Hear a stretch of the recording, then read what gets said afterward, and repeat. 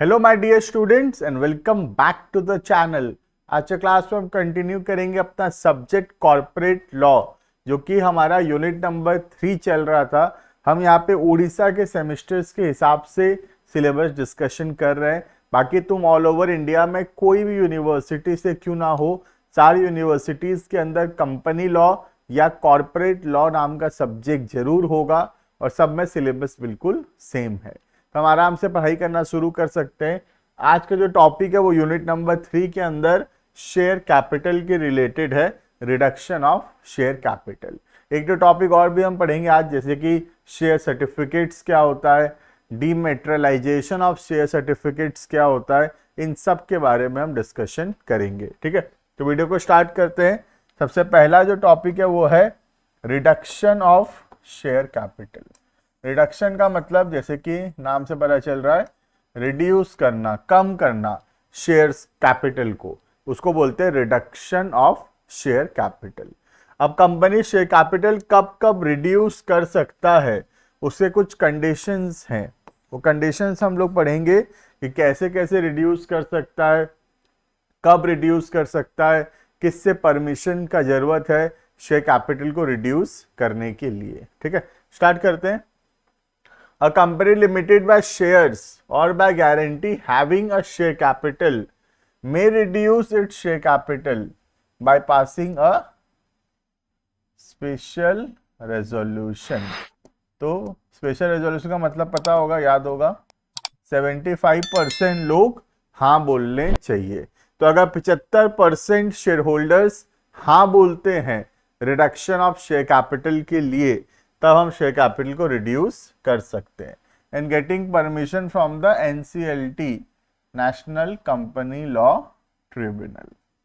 तो अगर हम लोगों को रिडक्शन ऑफ शेयर कैपिटल करना है तो एक जनरल मीटिंग के अंदर स्पेशल रेजोल्यूशन पास करना पड़ेगा, दूसरा नेशनल कंपनी लॉ ट्रिब्यूनल से परमिशन लेना पड़ेगा।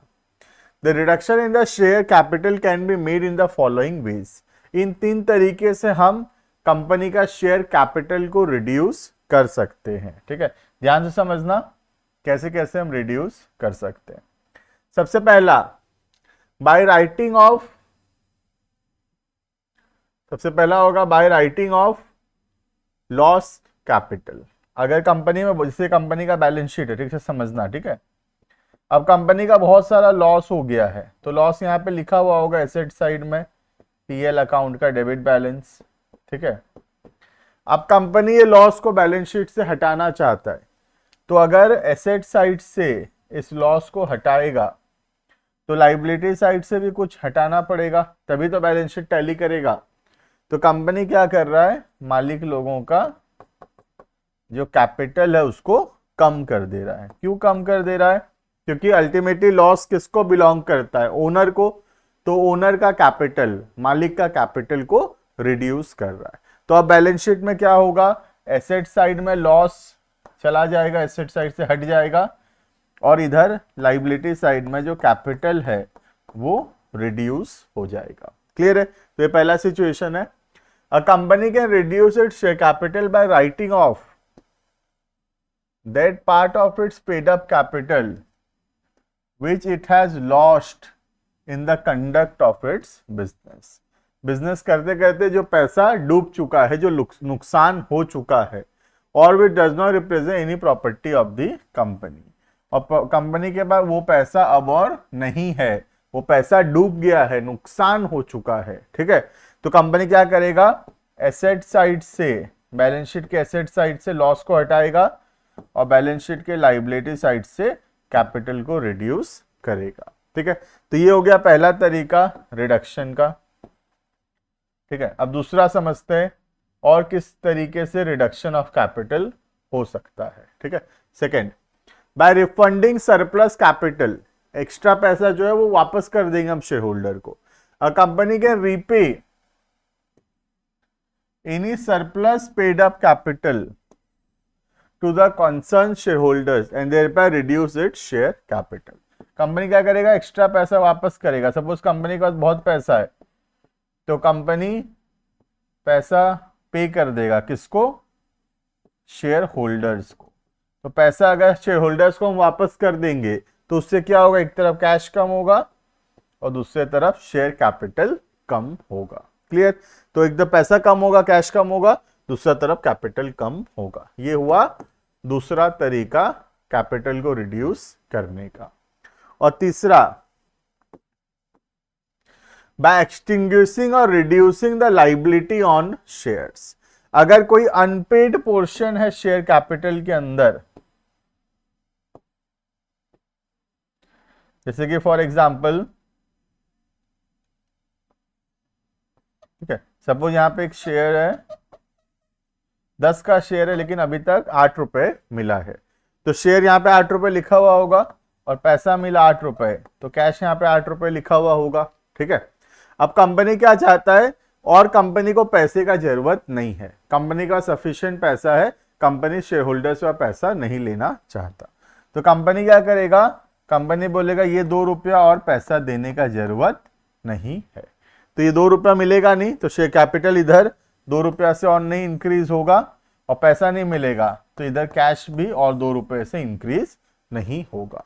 तो कंपनी 2 रुपया माफ कर दिया, एक्सटिंग्विश कर दिया, बोला कि और पैसे का जरूरत नहीं है, तुम अपना 2-2 रुपया अपने पास रखो, हमको मत दो। ठीक है, देखना, अ कंपनी में एक्सटिंग्विश और reduce its liability on the unpaid part totally और partially of the shares that are not fully paid up. जो शेयर फुल्ली पेड अप नहीं है, वो शेयर के ऊपर जो बचा हुआ पैसा है, कंपनी उसको माफ कर सकता है, रिड्यूस कर सकता है, and thereby reduces its share capital. Clear है? तो 3 तरीका शेयर कैपिटल को रिड्यूस करने का। सबसे पहला लॉस को राइट ऑफ करने के लिए, दूसरा सरप्लस पैसा है तो शेयर होल्डर को हम पैसा वापस करेंगे, और तीसरा अगर अनपेड शेयर्स है, फुल्ली पेड अप शेयर्स नहीं है, तो जो पार्टली पेड शेयर्स है उस पे जो बचा हुआ पैसा है, कंपनी उसको रिड्यूस कर सकता है या उसको एक्सटिंग्विश कर सकता है, मना कर सकता है शेयर होल्डर को पैसा देने से। Clear? Next, no such reduction shall be made if a company is in arrears in the repayment of. अगर डिपॉजिट का पैसा देना बाकी है, इधर बिफोर और after the commencement of this act और द इंटरेस्ट, अगर डिपॉजिट या उसका इंटरेस्ट का पैसा देना बाकी है तो पहले डिपॉजिट और इंटरेस्ट का पैसा देना पड़ेगा, उसके बाद ही कंपनी जो है शेयर कैपिटल को रिड्यूस कर सकता है। मतलब कोई भी डिफॉल्ट नहीं होना चाहिए, repayment of deposit together with the interest. ठीक है, next, legal restrictions on share capital, ये हम ऑलरेडी पढ़ चुके हैं, कुछ नहीं है। सबसे पहला, कौन कर सकता है reduction? Only a company limited by shares और गारंटी हैविंग शेयर कैपिटल, जिसके पास शेयर कैपिटल है वही रिडक्शन ऑफ शेयर कैपिटल कर सकता है। दूसरा, स्पेशल रेजोल्यूशन चाहिए, ये हम ऑलरेडी पढ़ लिए कि जनरल मीटिंग में मिनिमम 75% लोग हाँ बोलना चाहिए रिड्यूस करने के लिए। ठीक है, और तीसरा आता है एनसीएलटी का permission, national company law tribunal, NCLT, अगर एनसीएलटी परमिट करता है तो हम शेयर कैपिटल को रिड्यूस कर सकते हैं। क्लियर है? तो रिड्यूस करने के लिए क्या क्या चाहिए? सबसे पहला, कंपनी का शेयर कैपिटल होना चाहिए, दूसरा 75% शेयर होल्डर्स हाँ बोलना चाहिए जनरल मीटिंग के अंदर, और तीसरा एनसीएलटी का परमिशन लगेगा। अगर ये तीनों कंडीशन सेटिस्फाइड है, then only a company can reduce the share capital. Clear है? तो this was all about reduction of share capital. Next आता है शेयर सर्टिफिकेट। शेयर सर्टिफिकेट कुछ नहीं है, it is just a piece of paper जो कि एक प्रूफ के जैसा काम करता है कि तुम शेयर्स खरीदे थे। तो जब तुम शेयर्स खरीदते हो तो कंपनी तुमको एक शेयर सर्टिफिकेट इशू करता है जिसमें सारा डिटेल्स लिखा हुआ रहता है, जैसे कि नेम ऑफ द कंपनी, तुम्हारा नाम, कितना शेयर्स है, कितना पैसा दिए हो, कौन सा टाइप ऑफ शेयर्स है, ये सारा डिटेल उसके अंदर लिखा हुआ होता है। शेयर सर्टिफिकेट जो होता है कंक्लूसिव एविडेंस होता है। आज शेयर सर्टिफिकेट में जो कुछ भी लिखा हुआ है वो एक एविडेंस है कि हाँ वो सब करेक्ट लिखा हुआ है। अगर उसमें लिखा हुआ है कि the shares are fully paid up, मतलब शेयर्स फुल्ली पेड अप है। अगर उसमें लिखा हुआ है shares are partly paid up, तो फिर शेयर्स पार्टली पेड अप माना जाएगा। तो जो शेयर सर्टिफिकेट में लिखा हुआ है वो एक कंक्लूसिव एविडेंस होता है कि वो चीज सही है। क्लियर? देखो, आफ्टर द अलॉटमेंट ऑफ और transfer of shares the name of each allottee और ट्रांसफरी इज एंटर्ड, सबका नाम लिखा जाता है in the companies register of members. A certificate bearing the common seal, certificate में क्या रहता है? कॉमन सील रहता है of the company, if any, is issued to each shareholder of the company that certifies that the shares has been allotted a certain number of shares. This certificate is called as share certificate. तो share certificate कुछ नहीं है, share certificate is just a piece of paper जिसमें लिखा हुआ रहता है कि तुम शेयर्स खरीदे हो, तुम उसके मालिक हो, और बाकी सारा डिटेल उसके अंदर लिखा हुआ है। ठीक है? As per section 46 of the Companies Act 2013, a certificate issued under the common seal, अगर common seal है तो common seal लगाएंगे, of the company, या फिर signed by 2 directors or by a director and a company secretary wherever the company has appointed a company secretary. तो या तो common seal रहेगा शेयर सर्टिफिकेट में, या तो common seal रहेगा अगर common seal है तो। अगर कॉमन सील नहीं है तो या तो 2 डायरेक्टर साइन करेंगे या फिर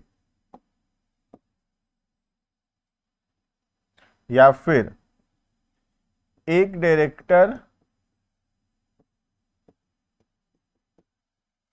एंड कंपनी सेक्रेटरी। समझ में आ गया किसको साइन करने की जरूरत है? या तो कॉमन सील रहेगा, अगर कॉमन सील नहीं है तो 2 डायरेक्टर साइन करेंगे या फिर एक डायरेक्टर और एक कंपनी सेक्रेटरी साइन करेंगे। ठीक है?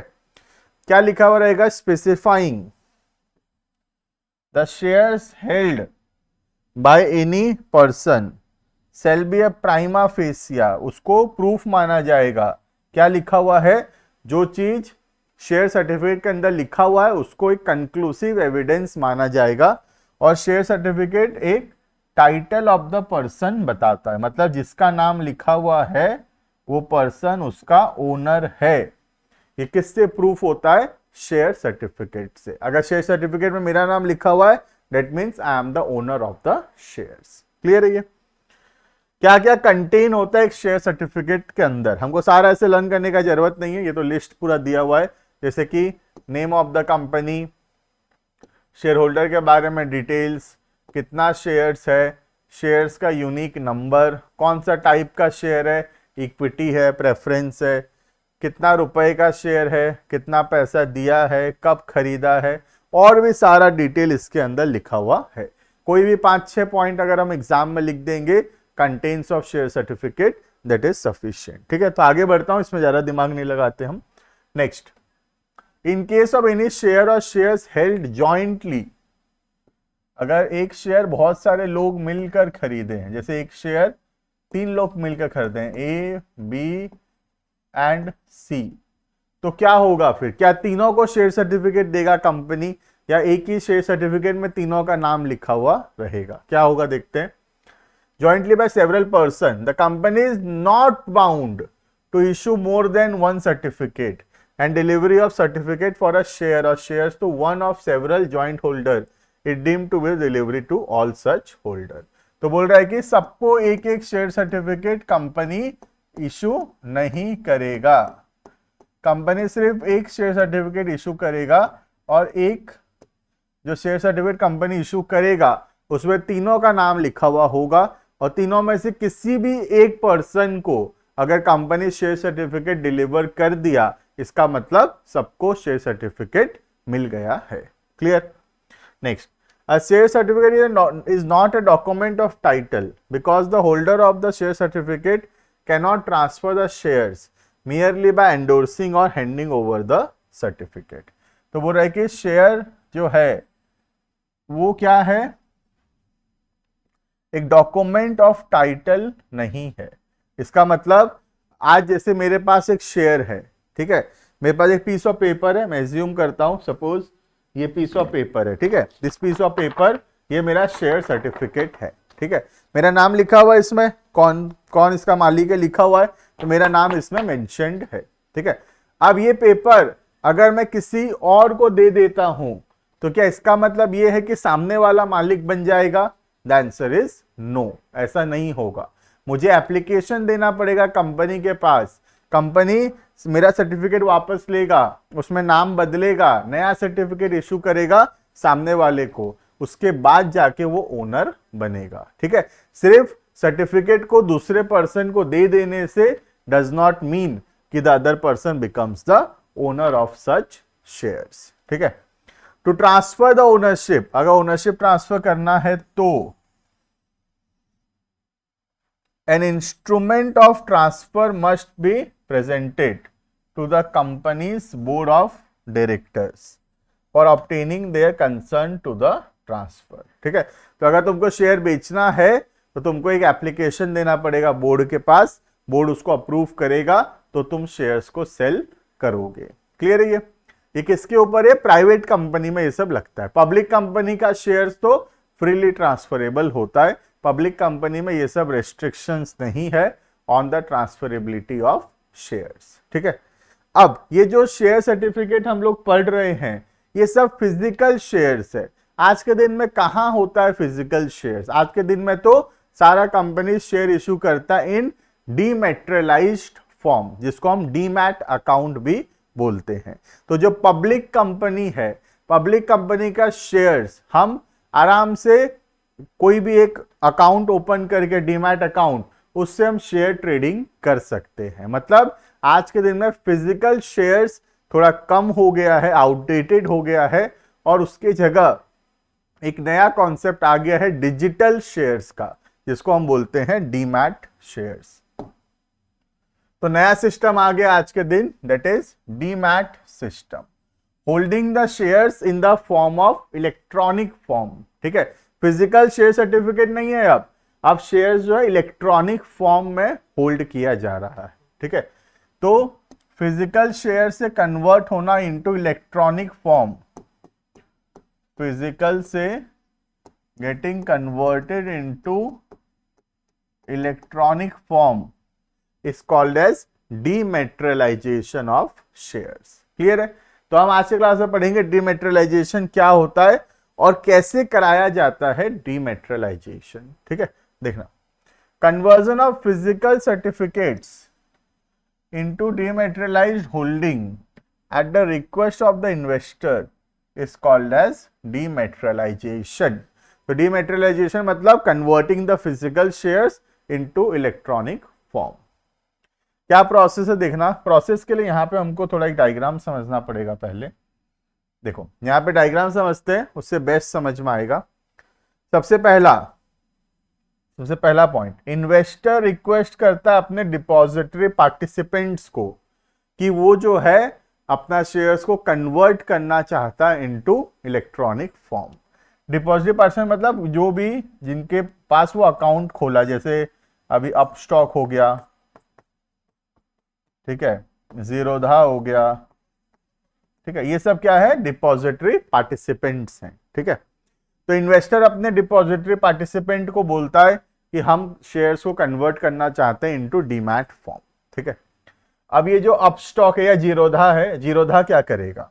जीरोधा एप्लीकेशन देगा किसको? एक तो एनएसडीएल को। एनएसडीएल क्या है? डिपॉजिटरी है। ध्यान से देखना, ये क्या है? डिपॉजिटरी पार्टिसिपेंट्स हैं और ये क्या है? डिपॉजिटरी है, ठीक है। तो डिपॉजिटरी पार्टिसिपेंट एप्लीकेशन देगा डिपॉजिटरी को और साथ ही साथ एप्लीकेशन देगा किसको? रजिस्ट्रार को, ठीक है। तो जो डीपी है, डिपॉजिटरी पार्टिसिपेंट्स, वो किसको किसको एप्लीकेशन देगा? एक डिपॉजिटरी को और दूसरा रजिस्ट्रार को, ठीक है। फिर डिपॉजिटरी भी एप्लीकेशन देगा किसको? रजिस्ट्रार को। तो रजिस्ट्रार को कहां कहां से एप्लीकेशन मिला? एक मिला डिपॉजिटरी पार्टिसिपेंट से स्टेप 3 में, दूसरा मिला डिपॉजिटरी से स्टेप 4 में, ठीक है। अब ये जो रजिस्ट्रार है ये अप्रूव करेगा कि शेयर्स को कन्वर्ट कर दो इनटू डीमैट फॉर्म। ठीक है, तो रजिस्ट्रार अप्रूव करेगा और इन्फॉर्म करेगा डिपॉजिटरी को, डिपॉजिटरी इन्फॉर्म करेगा किसको, डिपॉजिटरी पार्टिसिपेंट्स को, और डिपॉजिटरी पार्टिसिपेंट्स फिर इन्वेस्टर्स को देगा shares in the demat form. Clear है ये? तो ये पूरा प्रोसेस है how to convert physical shares into dematerialized shares. ठीक है, तो एक बार फिर से रिपीट कर देता हूं। इन्वेस्टर एप्लीकेशन देगा डीपी को, डीपी इन्फॉर्म करेगा डिपॉजिटरी एंड रजिस्ट्रार को। ठीक है, उसके बाद डिपॉजिटरी इन्फॉर्म करेगा रजिस्ट्रार को, रजिस्ट्रार अप्रूव करेगा, इन्फॉर्म करेगा डिपॉजिटरी को, डिपॉजिटरी इन्फॉर्म करेगा डिपॉजिटरी पार्टिसिपेंट्स को, और डिपॉजिटरी पार्टिसिपेंट्स इन्फॉर्म करेगा इन्वेस्टर्स को। क्लियर है ये? तो this is the whole process of converting shares into dematerialized form. अब हम आसानी से समझ सकते हैं, देखना। An investor first opens an account with the depository participant. तो सबसे पहला हम अकाउंट खोलते हैं डिपॉजिटरी पार्टिसिपेंट के पास। After filling up the account opening form and signing an agreement with the depository participant, the DP cell then open an account and allots a BOID, beneficiary owner identification number, which serve as the investor's account number। तो हम DP के बाद account खोलते हैं और DP हमको account number देता है। He then requests for dematerialization of these shares by submitting the same to the depository participant। तो पहला स्टेप ये है कि यहां तक पहला स्टेप है, हम लोग अकाउंट खोले और उसके बाद रिक्वेस्ट किए कि हम अपना शेयर्स को कन्वर्ट करना चाहते हैं into dematerialized form. The participant then intimates the depository, participant फिर किसको बताता है, डिपॉजिटरी को, of the investors request. The certificate are then forwarded by the participant to the registrar, participant फिर रजिस्ट्रार को भी बताता है। ठीक है, देखो ये डायग्राम से देखो समझ में आएगा, है ना। इन्वेस्टर डीपी को बताया, डीपी डिपॉजिटरी को बताया और डीपी रजिस्ट्रार को बताया। क्लियर है ये? तो ये हो गया 1, ये हो गया 2, ये हो गया 3। Next, who confirms the dematerialization request from the depository.